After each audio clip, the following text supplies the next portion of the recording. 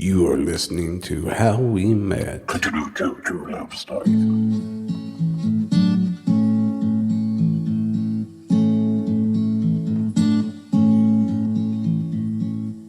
The day we met, he smiled at me. I knew at that moment we were meant to be. Hey, this is Steve. And this is Angel Dawn. Welcome to How We Met. True Love Stories. Hey, remember to like, subscribe, give us the thumbs up, whatever you need to do there, and make sure you share us. Get the word out about these stories we're telling. That would be fantastic. And we have an email address, so please give us an email at howwemettls@gmail.com. Let us know what you're thinking. Let us know if you like it. Let us know if you think we need to do something different. Let us know about a couple you would like us to do a story on. Absolutely. Make sure to send that email to howwemettls@gmail.com, and we're going to do a better job on Twitter and Facebook and all that here this coming up week. But make sure you reach out to us. We'd love to hear from you.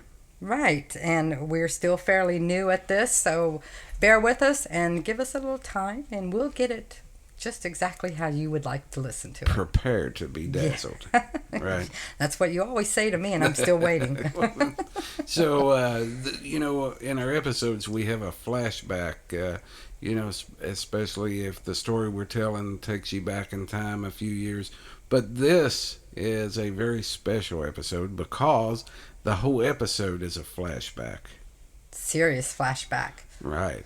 So you want me to tag it, and you can just tell them what you know? Well, As a flashback? let's talk a little bit together about it. This here is it's so much. It's a lot more than just a few sentences or a few words. Because what year are we talking about? We're talking about the 1700s.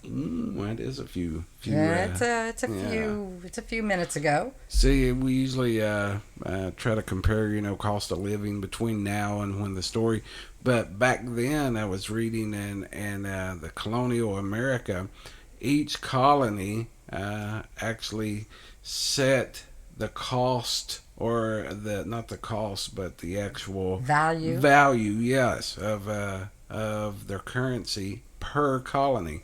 And not only did they use shillings or actual English monies, but they also had what they called paper or leaf notes, which was just that, leaves of tobacco. They traded in tobacco. So, but each colony, set their own standards or set their own values. right. It was their own value system so that they could exchange for services and goods. Yes, it was, and barter, a lot of bartering. Bartering, yes, very popular. Some people still like to barter today. I know we have a good friend back in the southwestern part of Virginia who barters for everything. Yeah, I don't think he's, just bring him some eggs, No, he likes guitars. Yeah, that's right. Bass guitars, specifically. Oh. Yeah. So let's go ahead and tell everybody who this episode's about and what are they called? I guess it's known as the greatest love story in American history. Right. One of the most romantic love stories in American history. All right. Mm-hmm. Now, who is it? It is George and Martha Washington. The first president and the first lady. That's right. So the founding fathers, and it's going to be one of the founding stories of our podcast. Right. All right. So Martha Dandridge was born June 2nd, 1731, in Chestnut Grove, Virginia. Now, she was a petite lady, 5 foot tall, and historically, from everything that we've researched, she was a very attractive young woman. Yeah, which is new because all the pictures that we see and all the historical data up until recent, she was kind of a chunky, led us to believe she was a chunky lady and had some, carried a few extra pounds. Oh, there's nothing wrong with that. Oh, trust me, I know. but I know what you're historically, saying, right?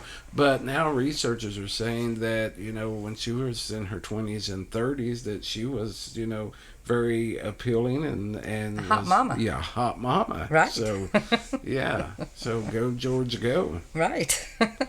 So Martha was a wealthy woman. Now, Martha had been married before she married George Washington. She married when she was 19 years old. And she married a wealthy American planter named Daniel Parke Custis. Now, he was quite a bit older than she was, right? From the research that we have did on their relationship, he was about 20 years older than her. Right, and during the time, that was very odd that, males of that era waited so long to get married, but he was trying to find a wife to please his father, so he wouldn't get cut out of the family fortune. Yeah. Well, apparently he did pretty good. Yeah, apparently Yeah. so, yeah. Yeah. Now, they had 4 children, 2 of which died at early ages. But the surviving children, they were named John and Patsy. Oh, sorry about that. My mic fell. Well, you are kind of dorky. Back when we had the band, we had a band for years and years. There was many times we were going to change the name from Caged Angel, which was the name. By the way, the song you hear at the beginning of our podcast is a song that's an original song from our band. But actually, many times we thought about changing the name from Caged Angel to TD. Technical difficulty. So, anyway. Right. Okay, so now that you got your mic back and Yeah, I'm all's good. We were talking about the children that Martha had when she was married the first time. Of course, again, we said that was John and Patsy. Right. Well, now, her first husband, Daniel, died July 8th, 1757, leaving Martha widowed and with all of his estate. Now, at the time, this was very... when he died, she inherited the whole estate, correct? She did. She did. And along with it, she inherited the right to buy, sell, take out loans, which was not common for women of the time. Right. She also had all the financial control over this estate, and roughly, just looking at a few things, it was over 17,000 acres of land that was at a value at that time of $40,000, and of course the entire estate as well. Wow. Now, $40,000 in the 1700s. You got to Right. think about that. Right. I'm not sure what the conversion is, but we're talking, it's a sizable fortune. Right, and again, she had financial control, which was not typical at the time. Wow. I mean, she was a wealthy woman. Right. So Martha, being a wealthy woman, she did not need to marry for money or to have a man to take care of her, but she missed having companionship of what was referred to as the wedded state. Right. She had a happy first marriage and was still considered a young lady at 26 years old. Widows under 30 often remarried. Now, I don't know if that means if you were over 30, you weren't considered marrying material at that time, but it just it did say that women under 30 often remarried. So. Wow. Okay. And of course, word of her status as a wealthy woman became common knowledge, especially in the Virginia elite circles. Oh, of course, I'm sure. But Martha, now, she would only consider remarrying if it was a love match. Again, she did not have to marry for money or to have some man take care of her. She wasn't looking for that financial stability. She had that. Right, and she was from a large family, and she liked being married. She liked that relationship, and that's what she wanted. Okay. All right, so then we go to George. George was born February 22nd, 1732. And he had grown up in a prosperous Virginia family on a plantation near Fredericksburg, Virginia. He lived in Mount Vernon. Now, he was considered somewhat wealthy, but nowhere near the wealth that Martha. He was well off, and she was well to do. I guess that's a good way to put it. Okay. That's right. All right. Now, he was considered very handsome, standing 6'2", and was a revered military leader. Now she was only 5 foot, right? Right. And So- he's 6'2". So she was 5 foot, and he was 6'2". So, okay. And of course, he had heard about Martha's status, and he had met her and her former husband as, they had mutual acquaintances, but they didn't really know each other. Right. But they right. had met casually, through the same circles. Got you. They knew of each other, but Right. Yeah. Okay. So, upon hearing of her status, George traveled 35 miles to visit Martha Dandridge Cutis on March 16, 1758.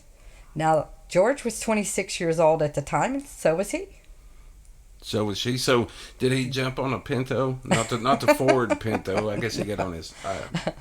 But that was I don't know. It just said he traveled, so I don't know if he walked, ran, took a boat, But that rode a was horse, for that a carriage. time, I don't know. 30 plus miles That's at a that long time. way. That's a Yeah. trip. That's Right. That's yeah. Now, so at his visit to impress her, he left very generous gifts for her and her family. Everyone there. Wow. So I guess the visit went pretty good because he returned to visit her again on March 25th, and that's just a little over a week Go George. before he had to return to his military post. Okay. Wow. Now, he did have a little competition. She was also being courted by a man named Charles Carter, who was also a wealthy planter.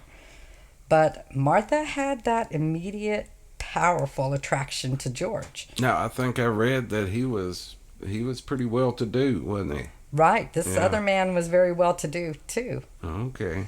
But she was already had eyes for George. Right. And George had also amassed more wealth at this time. Okay. Right. So he right. wasn't too shabby. Plus, And, he had the reputation. He had built up, his he was very reputation revered as a military man, leader. very Right. powerful, strong leader. fight that. I think he was leading the military, fighting the French at that time. Right. Yeah, Yeah. that's and so, interesting. Yeah, and so she felt like, she not only could trust him, she could trust him with her heart. So within a matter of months of their first meeting, they were planning their wedding. Wow. I know. So Martha ordered purple silk shoes with spangled buckles and a beautiful dress that she considered appropriate for a second marriage. I think one of the quotes was, "Not extravagant, but not a mourning, like a woman in mourning dress." Right. Because she didn't, I guess it wasn't common if you remarried to wear white. So it wasn't tradition at the time. Well, it was tradition I'm sure she wore white at her first wedding. Well, of course, yeah. Yeah. But now, George wore a suit of blue and silver cloth with red trimming and gold knee buckles. Wow. Mm-hmm. I think when you and I got married, I was just in blue jeans, and so that's another story. Okay. I don't know. Now, George resigned his military commission at the end of 1758, and the couple was married January 6, 1759, at her home in New Kent County. Oh, so he retired resigned his commission, went straight into marriage. Right. Okay. And I found this to be kind of interesting. At that time, widows who had wealth drew up binders, kind of like prenups today. But they would draw up binding papers so that they wouldn't lose everything if something happened. The money would stay with them. But Martha trusted George so much she did not draw up any binders. So, No prenup. Well, and that makes sense, especially back in that day, that way. I'm not sure the mortality rate, but I'm sure it was high. But a man passing and leaving his belongings to the wife, and then guys come along, just to Right. take the wealth and then get rid of the lady. Right. Right. But she didn't go that route with No. George. Huh. They were in love. And like you said, it was considered one of the most romantic relationships in American history. So they lived at Washington's home in Mount Vernon. And George and Martha never had any biological children of their own, but they raised her children, John and Patsy, and later adopted and raised two of John's children upon his sudden death. And those children were Eleanor Park Custis, and George Washington Park Custis. So George welcomed them in and Yes. took on as being the father figure. Right. Right. So they did have children, just no biological children of George's. And I can relate. Yeah. And so George became the first president of the U.S. on April 30th, 1789, and was in office until 1797. Martha became the first lady. Oh wow. Now during the Civil War, it was I've done some reading and what an amazing woman she was, and we were talking about real love and how she cared for him. Do you know that through the winter months that she would travel to his encampments to be with him, to be on the battlefield? Now here's something I found interesting. During the time, smallpox, that could be a death sentence for you. It's Right. but people of the time doctors would expose people to the smallpox, and so they could build up an immunity, and it could go good or it could go bad. Right. And where Washington was, he was out there on the battlefield, and the living conditions wasn't what they are today. But anyway, she had never had smallpox or was never exposed, and she was actually scared of that, the procedure. So he wasn't sure, and he didn't really think that she would do it. And lo and behold, she went through with it, and it was successful, and she was able to travel anywhere that he was. So, she really stepped out there and she set an example. Some of the letters that some of the other generals and other folks was writing at the time mentioned her by name of what an exemplary example that she set, and how she was just a backbone to Washington.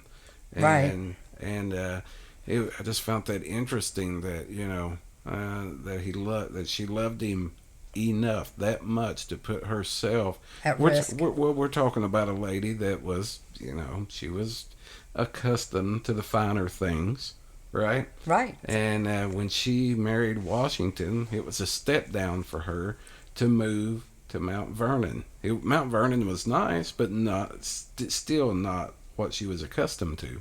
Well, she loved him. Yeah, of course, and that's what I'm saying. And then she, changed her lifestyle to meet his. Right. And she was a good woman. She helped boost the morale Right. of these men. All right. Well, I was reading also, what about after he became president? It's just blew my mind of the sacrifice that she made at that time.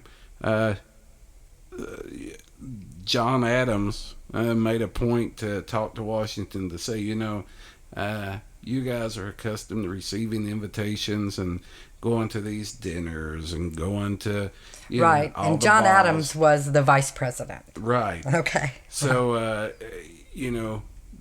and he said, how does that really look to the people? It's you're going to these events with the wealthy and, the elite.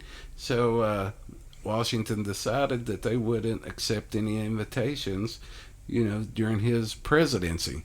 So, in fact, what had done is she pretty much Had no social life, really. had no social life. Maybe But- tea with the ladies or something, some volunteer work. But No, they didn't want the American people to have the impression that they were getting their ear bent. Right.